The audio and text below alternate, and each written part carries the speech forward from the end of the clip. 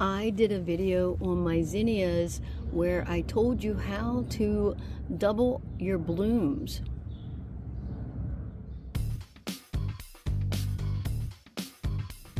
The link to that video will be down below in the description of this video, but I just want to show you how it's working. Can you guys see that? So go and watch the other video, and then later on when these bloom, I will show you how that indeed doubled the amount of blooms that I have. I only did it on these three right here. I didn't do it on this one down here because it was so little, and I didn't want to try to divide one that was so young and short.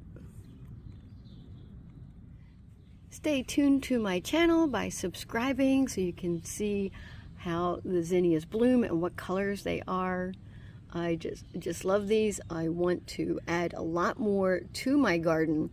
In fact, I want to add a lot more. Right now, I only have these three. They are annuals.